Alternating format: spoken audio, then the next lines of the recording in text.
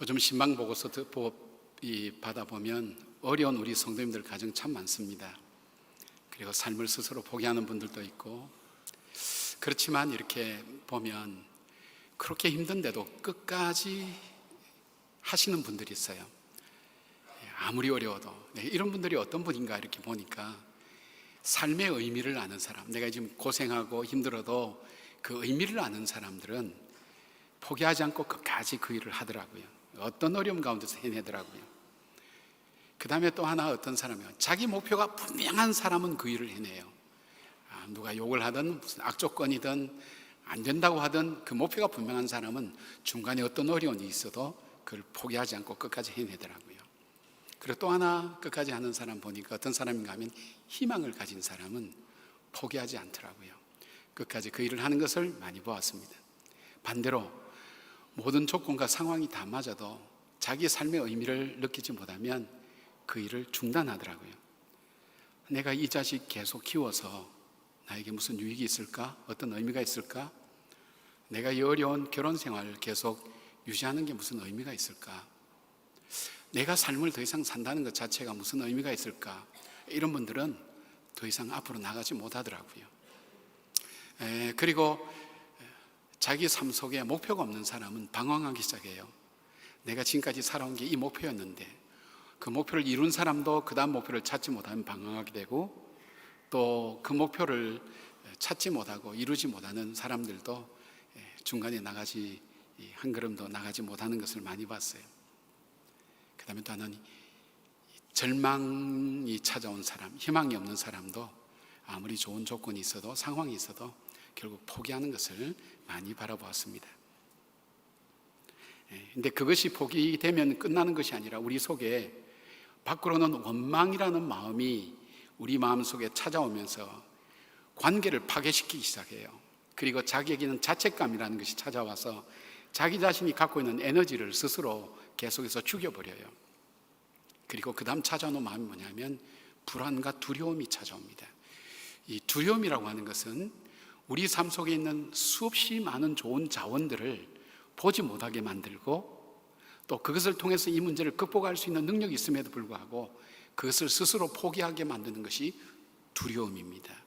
그래서 이 두려움이 찾아오면 그 문제에 집착이 되기 시작하면서 사람들은 더 이상 한 발짝도 움직이지 못하고 무너져 내리는 것을 많이 보게 됩니다. 오늘 이 여호수아의 마음이 그렇습니다. 여호와의 종 모세가 죽은 후에 너무나 간단하게 한 줄을 쓰고 있지만 여호수아에게 너무나 충격적인 표현입니다. 지금까지 모세는 이스라엘 백성의 전부였습니다. 자기 삶의 전부였고, 또 자기 이스라엘 공동체가 여기까지 올 수 있었던 이유였고, 또 앞으로 나갈 수 있는 이유가 될 수 있는 이 모세가 죽은 후에 이스라엘 백성은 걷잡을 수 없는 목표도 잃어버리고 삶의 의미도 잃어버렸습니다.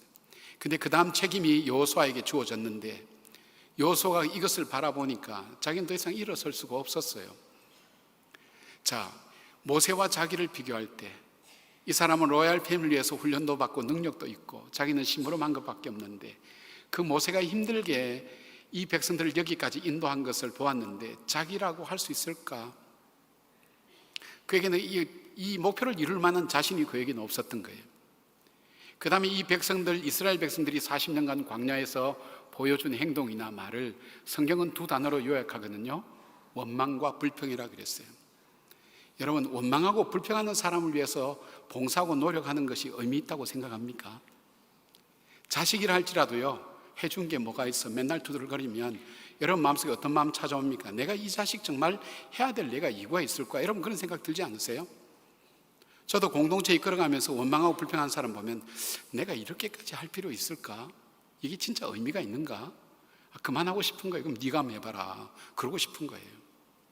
근데 원망하고 불평하는 사람이 일을 해내는 것을 저는 본 적은 없습니다. 그리고 자기가 해야 될 일이 너무나 크고 어려운 거예요.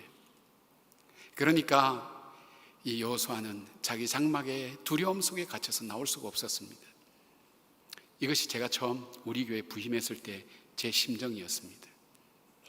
우리 교인들 중에 우리는 한국 최고가는 김동호 목사님 모시고 있었는데 너는 어디서 왔느냐, 그래서 저에게 메일로 주기도문은 이렇게 하셔야 됩니다 가르친 집사님도 계시고요, 저보고 카리스마가 없대요. 그래서 난 도마 있으마 그랬어요.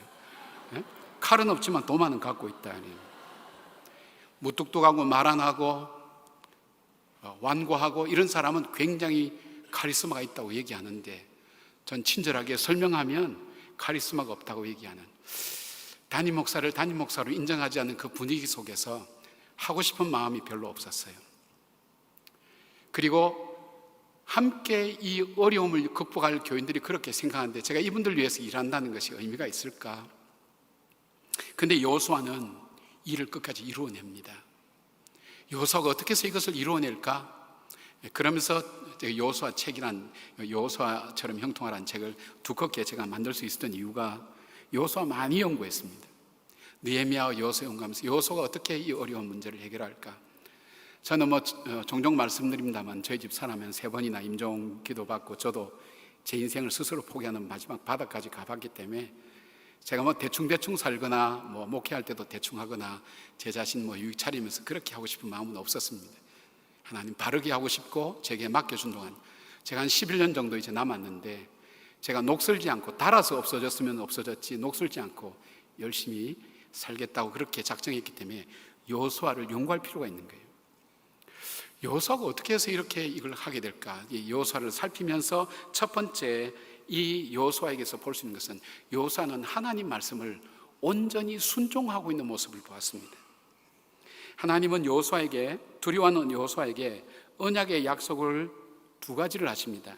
5절에 보면 여호수아야 내가 너와 함께 하겠다는 약속하고, 내가 너를 버리지 않겠다는 약속을 합니다. 그러면서 조건을 답니다. 내가 너를 버리지 않고 내가 너와 함께하는 그 조건이 뭐냐? 7절 8절입니다.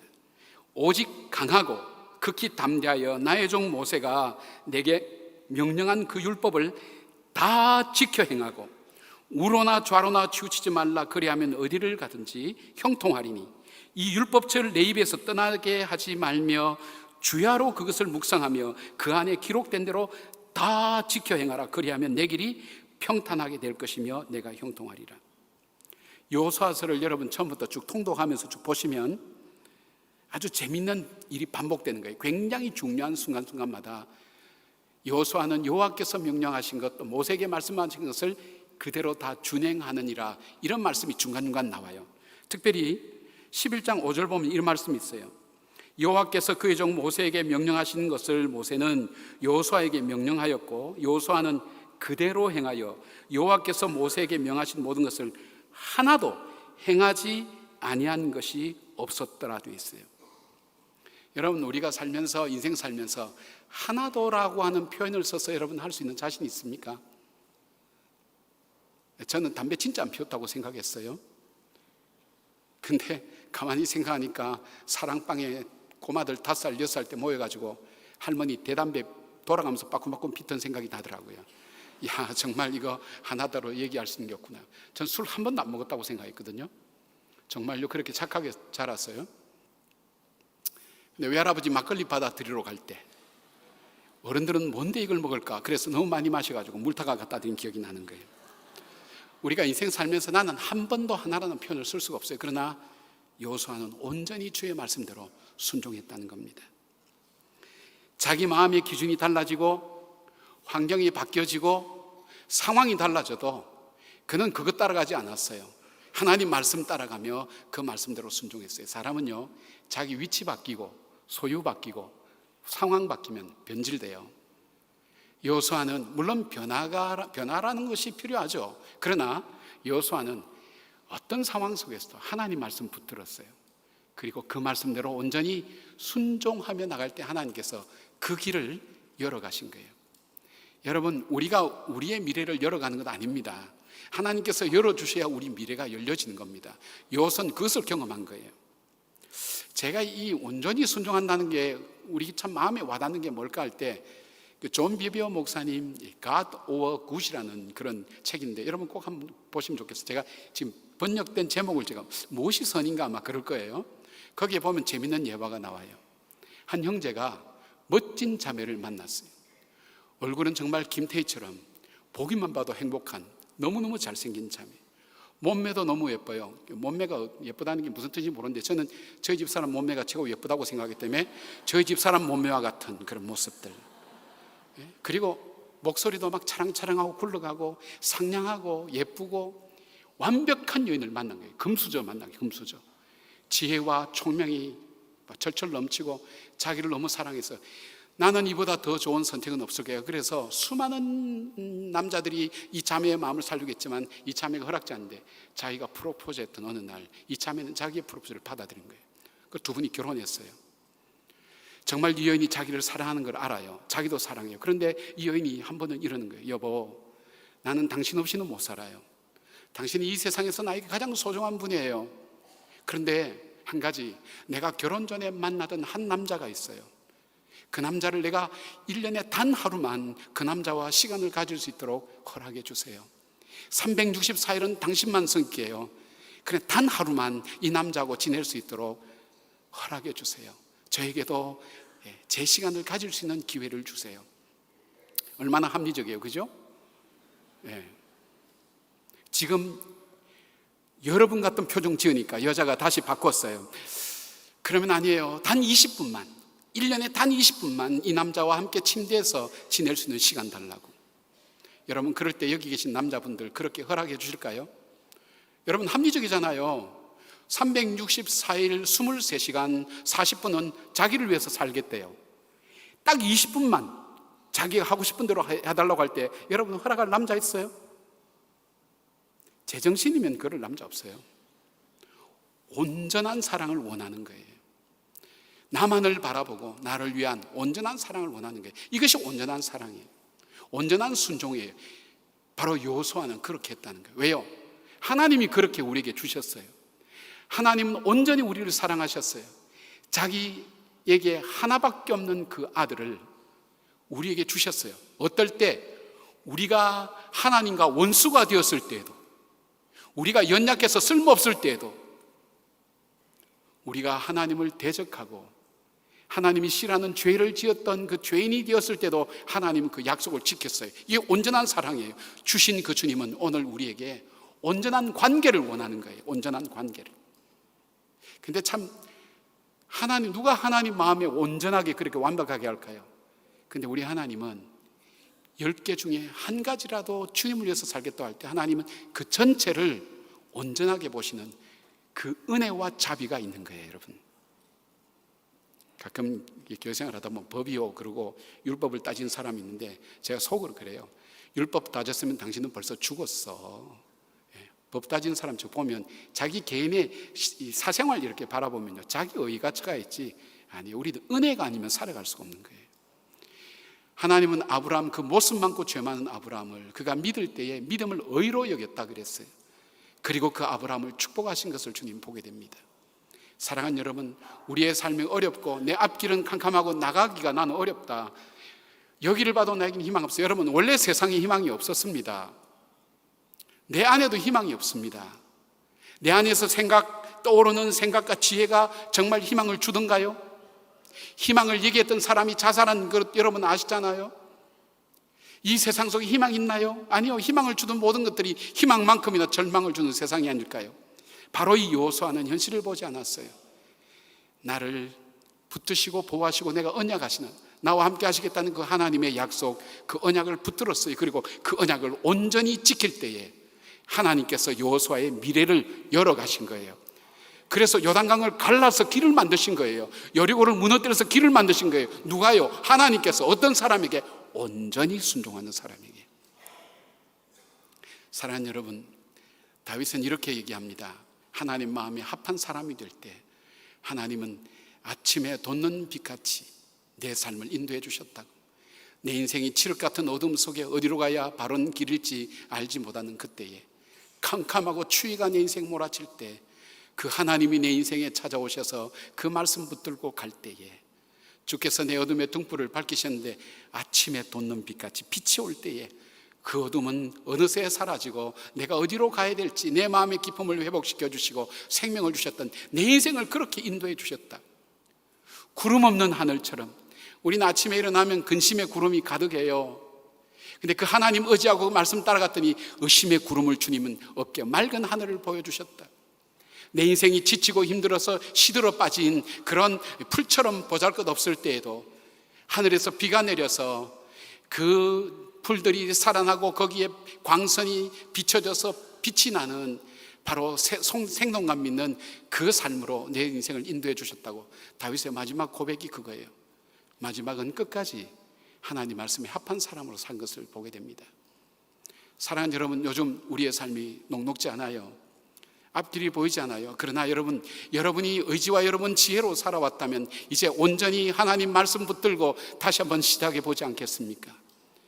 여호수아의 삶은 전쟁이었습니다. 전쟁은 이등이 없습니다. 오늘 승리가 내일 승리로 이어진다는 법이 없었지만 그는 그 마음속에 확신 없는 내일을 살아가는 오늘의 힘이, 오늘 나에게 주신 그 하나님의 언약을 붙들고 그 약속대로 나가기 시작할 때 요단강도 갈라지게 되었고 여리고도 무너지게 되는 역사를 체험하며 그는 실패하지 않고 하나님께서 우리에게 주신 길을 끝까지 갈 수 있게 된 것입니다. 사랑하는 여러분, 저는 우리 교회를 그런 교회가 됐으면 좋겠다고 생각합니다. 어떤 세상의 이론과 생각을 따라가는 것이 아니라 오늘 우리에게 주신 그 하나님 말씀, 어떤 절망의 순간에도 우리에게 이 세상의 역사를 만들어 가시는 그 주님의 말씀을 붙들고 그 말씀 앞에 온전히 순종하는, 온전히라는 뜻에는 지속적인 의미가 있어요. 사랑이라는 단어가 들어있어요. 정말 주님을 사랑하는, 계산해서 하는 것이 아니라 정말 주님을 사랑하고 내 모든 것 다 줄 수 있는 그런 삶을 살 때 주님께서 우리의 앞길을 열어가신 것을 보게 됩니다. 두 번째로 여호수아가 자기 미래를 열어갈 수 있었던 두 번째 이유는 여호수아는 자기 정체성이 분명한 사람이었어요. 자기 정체성이 분명할 뿐 아니라 이 백성들로 하여금 그 정체성을 가지고 살아가도록 만든 거예요. 내가 누구냐에 대해서 분명히 알게 될 때 사람은 거기에 따라서 살게 돼 있어요. 하나님께서 가나안 땅에 들어가서 첫 번째 거주신 길갈에서 온 이스라엘 백성들에게, 남자들에게 할례 받을 것을 명령했어요. 눈앞에 적을 두고 할례를 받으라는 것은 군사상, 상식상 이거는 있을 수 없습니다. 그러나 여호수아는 순종했습니다. 할례를 받았습니다. 할례가 뭡니까? 너는 하나님의 백성이 하는 것을 몸속에 새기는 겁니다.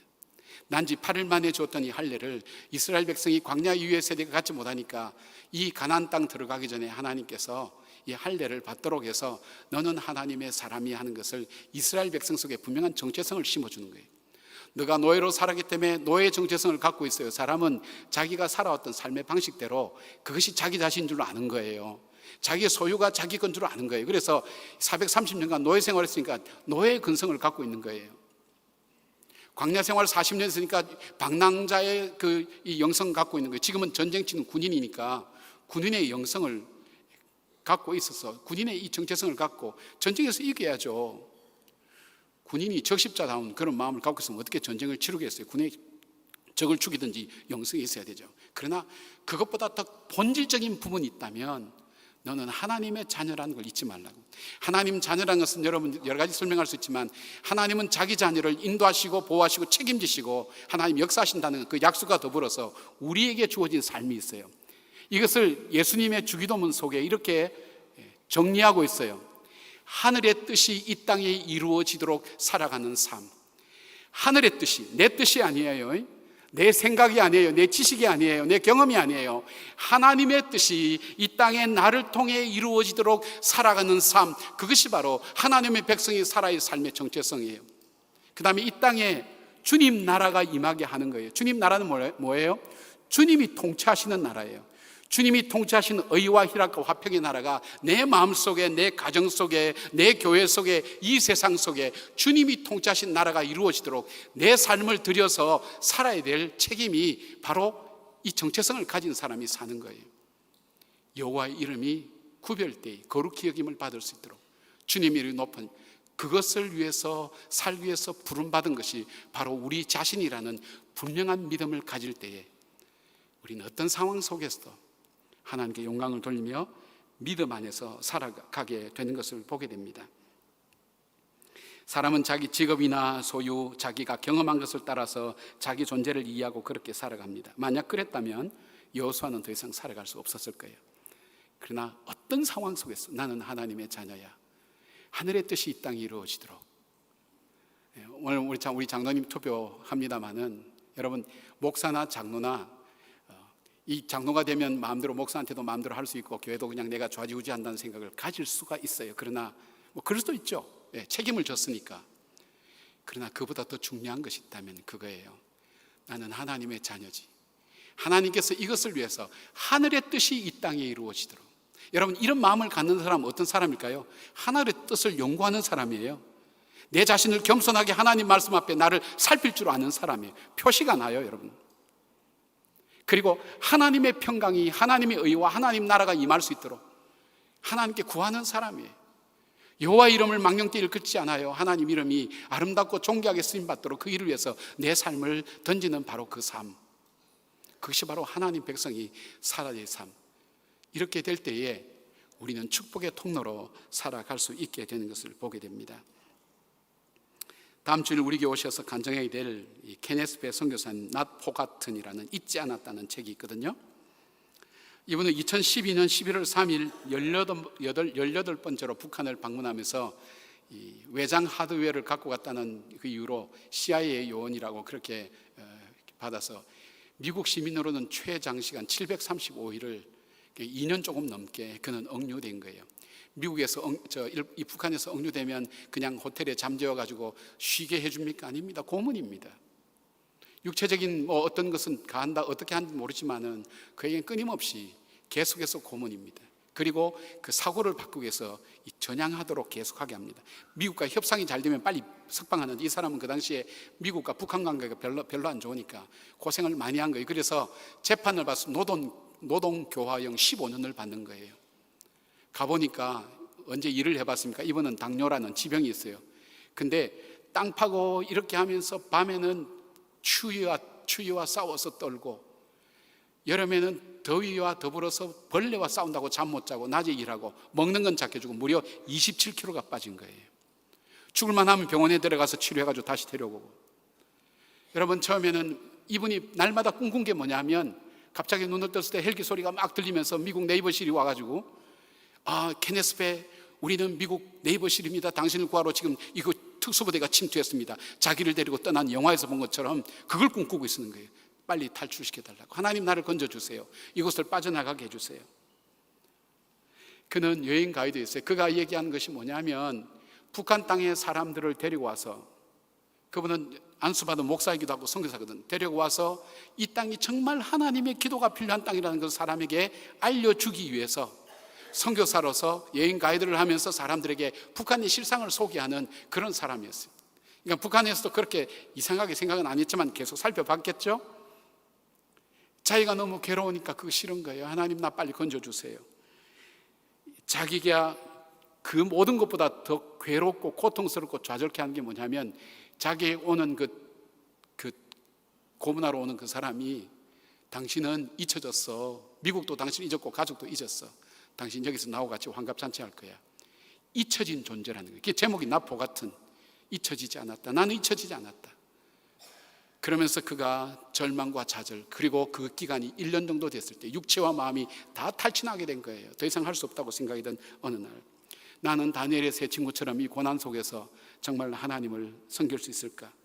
그의 표현대로 하면 심한 낙심과 약한 낙심 사이를 널뛰게 하면서 자기 마음에 유행가가 떠오르기 시작했어요. 슬픈 노래가 톡 떠오르는. 자, 신세타령. 요즘 우리나라 같으면 한마는 이 세상, 이거 불렀겠죠. 자기는 이제 팝송을 불렀겠죠. 마지막 순간에 그가 하나님 앞에 결단의 기도를 합니다. 생명을 걸고. 그 기도의 첫 번째가 하나님, 나는 누구입니까? 나는 누구입니까? 내가 여기 있어야 될 사람입니까? 그때 성령께서 그 마음을 어루만져 주는 거예요. 성령께서 그에게 대답해 주셨어요. 그가 그 응답을 받고 쓴 고백을 제가 그걸 그대로 인용해서 읽어드릴게요. 주님, 제 마음 아시지요? 제가 무엇을 원하는지 아시지요? 하지만 제 뜻대로 하지 마옵시고 주님의 뜻대로 하옵소서.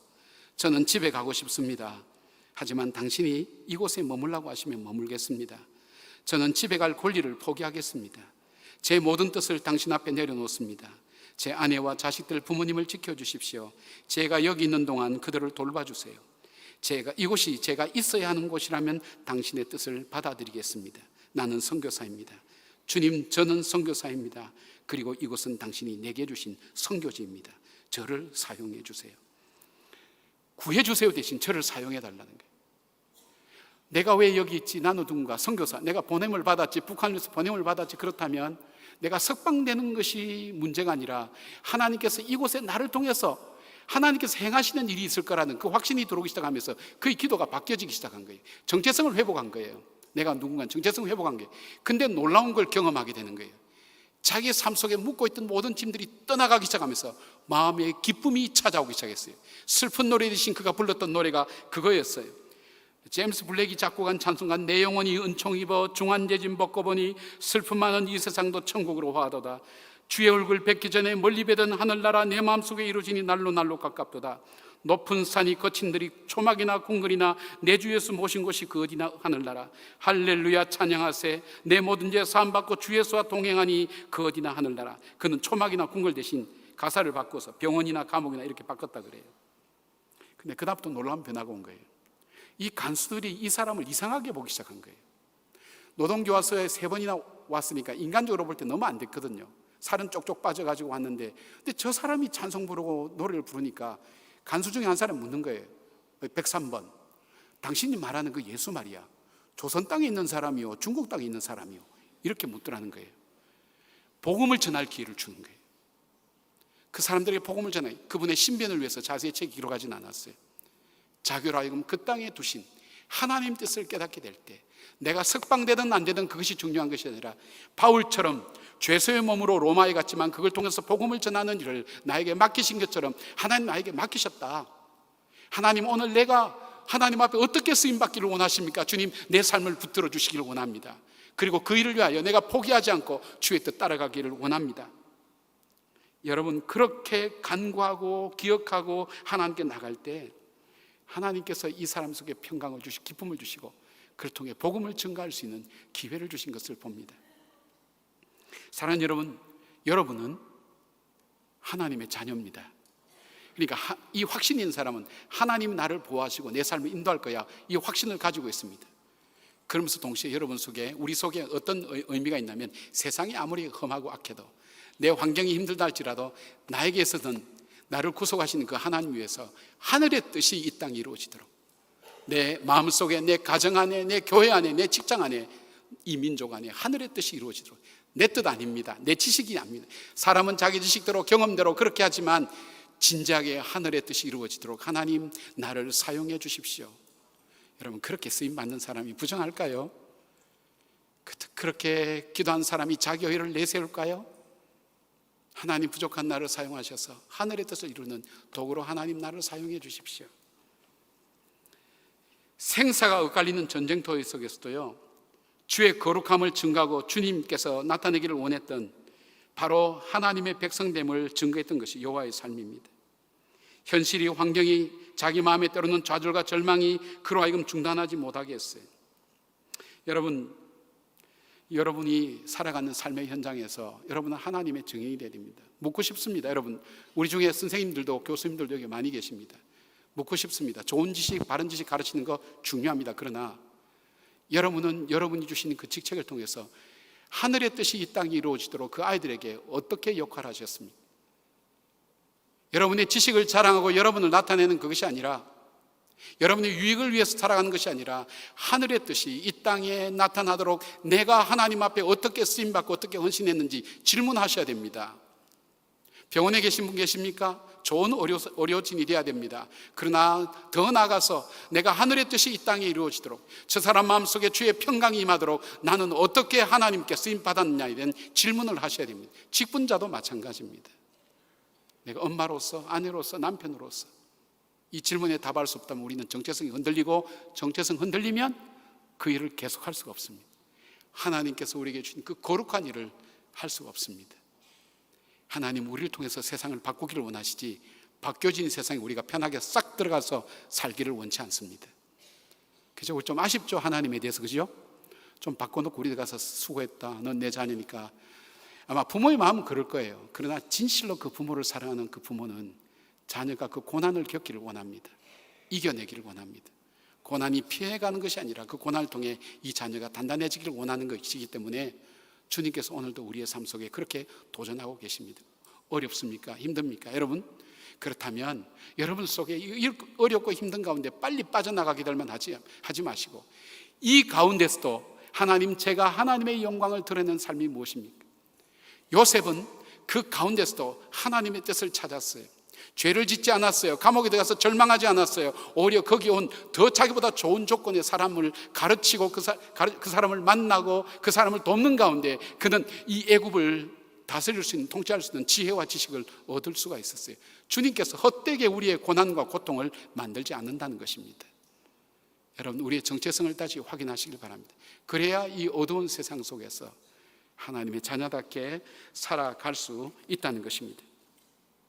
세 번째로 여호수아가 끝까지 자기 사명을 완수하면서 할 수 있었던 일은요, 여호와의 군대 장관을 만났기 때문입니다. 하나님을 만나서 하나님의 능력을 입게 된 것입니다. 여호수아는 하나님의 능력을, 약속과 언약을 받아서 확신을 갖고 있었지만 자기 앞에 있는 여리고성을 인간적인 생각으로 바라볼 때 불가능한 일이었습니다. 여러분, 우리가 믿음을 가지고 있을 때에는 눈을 감고 기도하면 꼭 될 것 같아요. 눈 떠서 현실을 보면 두려워요. 안 될 것 같아요. 눈 감으면 될 것 같고 눈을 뜨면 안 되고, 이게 우리 현실입니다. 제가 이번에 아파 보니까 내가 목사인데 그래도 내가 믿음 가지고 내가 이겨야지. 기도할 땐 그래 되는 거예요. 눈 딱 뜨면 귀에서 소리가 왱왱왱왱 들리죠. 내가 여기까지 와서 이게 뭐 하는 짓인가? 내가 뭐 하는 일인가? 여러분, 그런 마음의 믿음이 약해지는 거예요. 하나님이 이제 너는 끝났다, 여기까지만 이렇게 하는 걸까? 세상이 그렇잖아요. 가서 쉬면 좋아져야 되는데 더 나빠지는 거 보면서 제 마음에 혼란이 오는 거예요. 여러분 현실도 마찬가지입니다. 현실 보면 도무지 어떻게 할 수가 없는 거예요. 왜 그럴까요, 여러분? 우리 힘으로는 이길 수가 없습니다. 하나님의 도움을 받지 않고는 우리 나갈 수가 없습니다.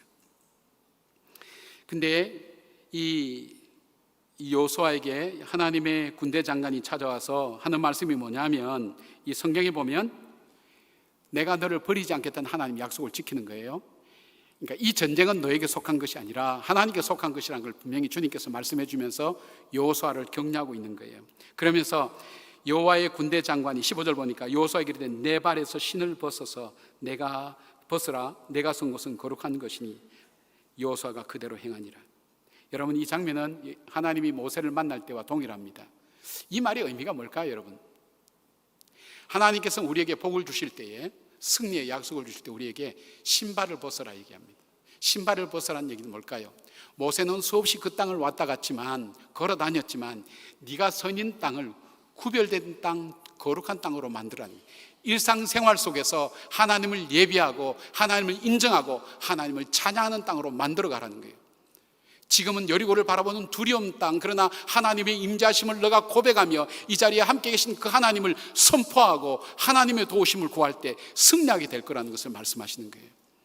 여러분, 하나님께서 우리에게 도움을 주실 때 반드시 우리에게 기도하게 하십니다. 그 이유가 뭘까요? 이루고 난 다음에 자랑 못하도록, 교만하지 않도록 겸손케 하셔서 앞으로 남은 더 귀하고 큰 일을 할 수 있도록 하나님 우리에게 그렇게 고백하는 것을 바라보게 됩니다. 출애굽기 3장 12절 보니까 하나님이 이르시되 내가 반드시 너와 함께 있으라, 이 약속의 증거를 분명히 보여주는 거예요. 여러분, 우리는 우리 삶의 모든 장식을 떼어버리고 신을 벗고 정결하게 하나님을 예배하며 의지하기를 주님은 원하시고 계세요. 새벽기도 여러분 아시잖아요. 우리 일상생활이에요. 그러나 우리 그곳에서 신발을 벗어서 그 땅은 거룩한 땅이라 할 때 뭐냐면 그 시간을 하나님의 시간으로 만드는 거예요. 왜 특세가 중요하냐? 새벽 기도가 중요하냐? 왜 새벽에 기도하게 하는 것이 중요하냐? 여러분 깨어서 왜 말씀 보는 것이 중요하냐? 여러분이 일상생활 평범한 삶 속에 텔레비전을 보고 지나갈 수 있지만 그 시간을 하나님이 기뻐하는 시간으로 만드는 삶, 하나님 그걸 먼저 원하시는 거예요. 일상생활 새벽을 깨어서 기도하고 하나님께 예배하고 간구하기를 원하시는 거예요. 왜요? 하나님이 이루어 주시고 믿음으로 든든하게 이 땅은 너에게, 이 전쟁은 너에게 속한 것이 아니야, 나에게 속했어 고백과 동불어서 우리가 승리하고 난 다음에 교만하지 않고 하나님의 은혜입니다 하는 고백을 가지고 더 겸손히 더 큰 일 하도록 하나님께서 우리에게 주시는 거예요. 여러분, 우리가 하나님의 능력을 받지 않고는 우리는 이길 수가 없습니다. 제가 어려움을 겪는 분들에게 가끔 이 말씀 드리거든요. 제가 직접 경험한 거니까. 이사야 41장 10절 말씀, 두려워 말라, 내가 너와 함께 함이니라. 놀라지 말라. 나는 너의 하나님이 됨이니라. 내가 너를 굳세게 하리라.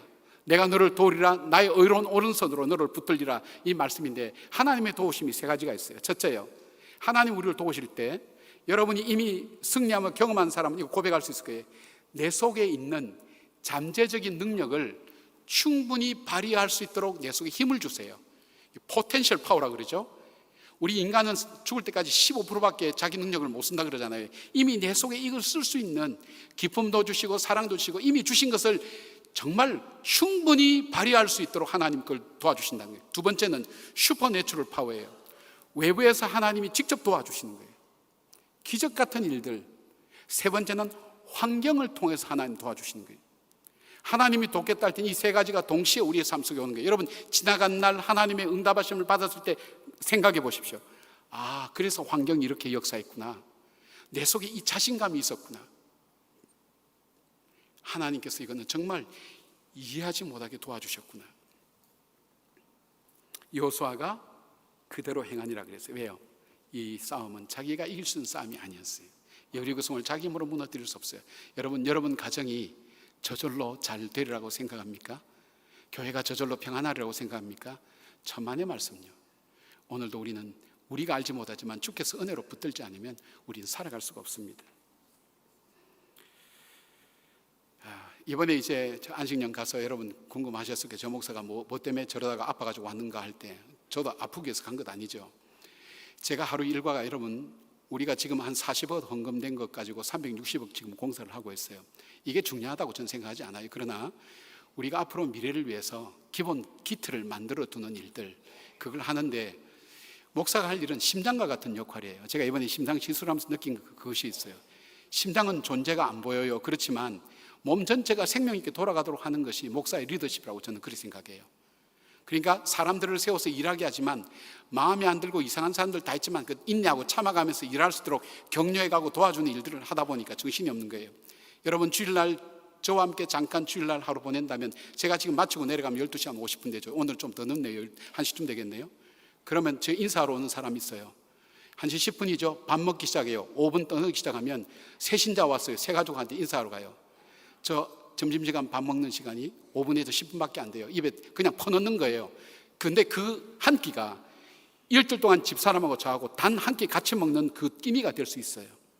집에 들어가면 11시쯤 들어갑니다. 왜요? 목표가 있으니까, 해야 될 일이 있으니까. 11시쯤 들어가면 집사람하고 10분, 20분 하다가 그냥 잡니다. 그리고 새벽에 나옵니다. 제 일과입니다. 저보고 욕심 많다고요? 예, 욕심 많죠. 근데 제가 제 사업하면 저 병신같이 그렇게 안 합니다, 여러분. 바보같이 그렇게 안 합니다. 제 거 챙기면서 쉬어가면서 하지. 사명이니까 하는 겁니다. 사명이니까. 그러니까 제 집사람은 그랬어요. 여보 조금만 참아. 안식년 가면 다 해줄게. 안식년 가면 다 해줄게. 그렇게 하고 이제 안식년 갔죠. 아내도 저도 이렇게, 나는 이제 중간에 미안하니까 이 아내에게 잘해줘야 되겠다 생각하고 아내도 기대를 했을 거 아니겠어요? 근데 제가 자는데요, 이게 좀 이상한데, 여러분 저를 이상하게 보시면 뭐 보셔도 할 수 없죠. 뭐 저는 이런 경험 많이. 자는데 등을 뚝 쳐요. 누가 분명히 느낌이 왔어요. 고개를 돌려서 딱 보니까 세 남자가 제 앞에 서 있었어요. 형체만 보이고 얼굴은 안 보이고. 제가 누구야 이러면서 일어섰는데 보니까 없어졌어요. 근데 순간 마음속에 너 가정 파괴하고 교회 무너뜨리기 위해서 내가 할 거야 하는 그 마음이 확 들어오는 거예요. 두려운 거예요, 여러분. 제가 제 아내한테 이 얘기를 진작 못했어요. 왜냐하면 불안을 조성하죠. 밤에 자는데 새 남자가 나타났다 그럴 때 이 남자 어디 있어? 그러면 어떻게 할 거예요? 구석구석 찾고 어디 나간지 안 나간지. 저는 그런 체험들을 많이 했기 때문에 이거 도전이 오는구나. 심각하게 도전이 오는, 이거 보통 도전이 아니구나. 그렇게 생각을 하면서 있는데 며칠 잠을 자는데 귀에서 이명 소리가 크게 터지기 시작하는데요. 순간적으로 패닉 현상이 온 거예요. 그러면서 이거 시작됐구나 하면서 제 아내에게 얘기한 거예요. 여보, 내가 며칠 전에 꿈을 꿨는데 우리 가정 무너뜨리고 우리 교회 무너뜨리기 위해서 지금 영적인 역사가 시작된 것 같아. 근데 여보, 우리 약속하자. 분명히 우리 가정 무너뜨리기 때문에 당신하고 나하고 관계를 이간질시킬 거야.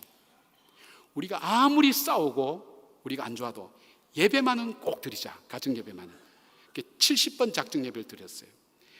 우리는 작정 예배 통해서 응답 참 많이 받거든요. 여러분 중에도 기도 요청하면 제가 작정 예배 드리라 그래요. 예배 드리면서 하나님께 말씀을 보고 하루하루 이 묶여있는 바벨론 포로에 묶여있는 우리의 이 자유하지 못한 것을 하나님 풀어주시도록, 병에서 풀어주시도록, 또 모든 삶의 얽음에서 풀어주시도록 70번 예배를 드린다. 그런데 여러분 한번 생각해 보세요. 제가 제 아내하고 살면서 제 아내가 누군지 모르겠는 거예요. 점심 5분 동안 같이 먹고 밤에 10분 만난 이 여자가 내 아내인가, 가정도 제가 잘 모르는 거예요. 두 사람이 같이 사는 게 얼마나 힘든지 몰라요. 게다가 집사람은 기대했다가 자기도 몸이 안 좋은데 삼시세끼 삼시기가 제가 돼버린 거예요. 밖에 나가서 운동도 못하니까 산책만 하고 밥만 먹고, 그것도 영양식 해야 되니까 시장 봐봐서 또 영양식 만들고 설거지하고 돌아서면 또, 그러니까 얼마나 둘 사이에 이간질하고, 정말 예배 드리고 싶은 마음이 안 드는데 우리가 약속했거든요. 이거 분명히 마귀 역사다. 이 예배 이거 실패하면 큰일 난다. 끝까지 하루에 4번, 3번. 제가 미국 가서 한 것이 여러분 놀러 다니는 줄 알겠지만 앉아서 예배만 드렸습니다. 그럴 수밖에 없었어요. 하나님 그렇게 시켰어요. 정말 기적적으로 예배가 끝나고 제가 4월달 잠깐 들어왔을 때 예배 헌금을 교회 헌금했습니다. 그리고 다시 나가서 여보 우리 52번 예배를 드리자. 느헤미야가 52일 만에 성을 수축한 것처럼 제 마음속에 그 마음이 오더라고요. 하나님, 저도 모르게 제 인생의 삶에 구멍이 나서 악한 영들이 와서 내 속에 잘못 생각을 넣을 수도 있고, 내가 하나님 백성답게 살지 못하는 내 삶에 무너진 그런 곳이 없을까? 내 육체가 무너지고 내 마음이 무너지고 내 생각이 무너지고 믿음이 무너진 그것이 없을까? 우리 교회에 구멍난 곳은 없을까? 그래서 사탄이 마음대로 들락날락하면서 성도들 마음을 휘짓고 다니면서 교회를 마음대로 하도록 그렇게 하는 부분은 없을까? 나라와 민족이 그렇지 않을까? 하나님의 52번 예배, 매일매일 한 장씩 말씀을 읽어 가운데 하나님께 주시는 음성이 있었어요. 그리고 마지막 떠나올 때까지 21번 예배를 드렸어요. 근데 21번 예배 드릴 때에 흑암이 쫙 물러가는 경험을 한 거예요. 제가 교회에 와보니까 이번만큼 장로님들 뽑는데 수없는 이상한 말들 돌아다니는 거예요. 호재죠. 사탄은 호재죠. 이간질하고 거짓말하고, 하나님의 정말 일꾼을 세운 이 축복된 거기에 서운하게 만들고 섭섭하게 만들고, 이상한 거예요. 이번에 와서 보니까 담임 목사 욕은 예사로 하는 것 같아요. 뭐 욕 한두 번 먹은 것도 아니니까 제가 뭘 한다 그러면 무조건 반대하는 사람들 많은 거예요. 이해를 못할 거예요. 여러분, 관계가 상하면 신앙의 성장이 안 일어납니다. 하나님 왜 이 기도를 시켰을까? 오늘 아침 정관 통과하는 문제도 이렇게 보면서 하나님께서 왜 예배를 하게 하고, 하나님께서 우리 가정의 문제를 이렇게 풀어가시면서 더 큰 기쁨을 하나님 주시고 더 큰 유익을 발견하게 하시고, 그리고 교회도 하나님께서 분명히 이루어 가시는 하나님 확신이, 전 승리의 확신이 있는 거예요. 여러분, 내 가정이, 내 자녀가 저절로 되어 있는 거 아닙니다.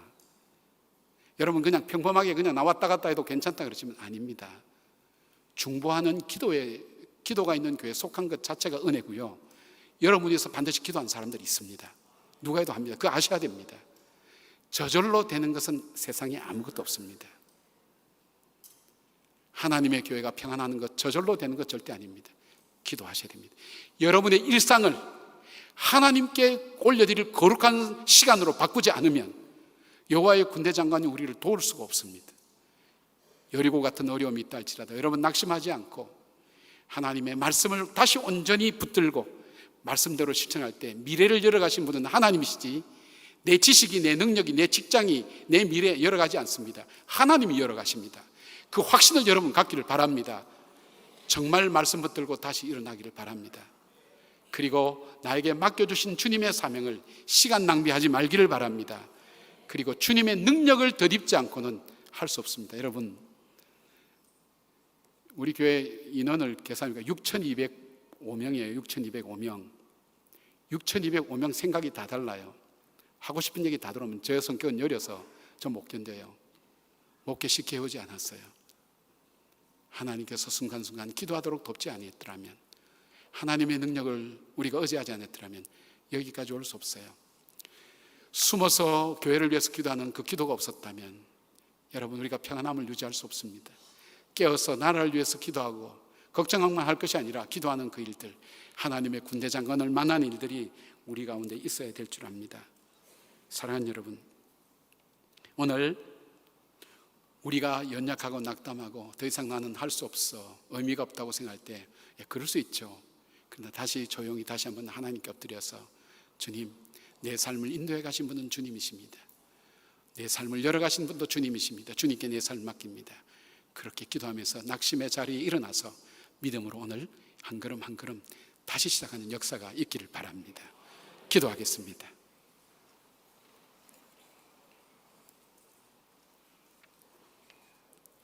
(1833년) 뉴먼이라는 사람이 있었습니다. 이분은 자기의 신앙에 갈등이 있었고 질병 문제를 해결하기 위해서 이탈리아 시실리아 섬에 가게 되는데, 거기서 그는 더 심각한 열병에 걸려서 이제는 살아날 방법이 없었습니다. 주변에서는 유서를 써라고 권고하는 사람도 있었습니다. 정말 자기 건강은 미래 한치 앞을 볼 수 없었습니다. 하나님 앞에 지난날 잘못했던 것 회개하기 시작했습니다. 겨우 회복되어서 돌아가려고 과일을 운반하는 화물선을 탔지만 태풍으로 그것마저도 갈 수 없었을 때 오랜 병과 지치고 힘든 마음으로 그는 인생의 마지막에 다다랐다는 직감을 하게 되었습니다. 그가 할 수 있는 것은 기도밖에 없었습니다. 그리고 간절한 기도를 이렇게 쓰기 시작했습니다. 내 갈 길 멀고 밤은 깊은데 빛 대신 주 저 본향집을 향해 가는 길 비추소서. 이전에 방탕하게 지낼 때 교만하여 맘대로 고집하던 이 죄인 사하소서. 내 지은 죄 다 기억 마시고 주 뜻대로 늘 주장하소서. 이전에 나를 인도하신 주 장래에도 내 앞에 험산 줄령 만날 때 도우소서. 밤 지나고 저 밝은 아침에 기쁨으로 내 주를 만나리. 하나님께서는 그의 기도를 응답하셨습니다. 여러분, 갈 길 멀고 밤 깊은 가운데 살아가는 사람이 있습니까?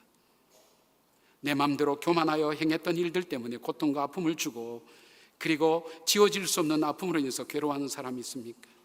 내 지은 죄 다 기억 마시고 주 뜻대로 주장해 주소서. 내 앞에 험산 줄령 만날 때 그 앞에 주저앉고 있습니까? 주님 앞에 같이 기도하지 않겠습니까? 이 시간 우리가 잠깐 기도하지요.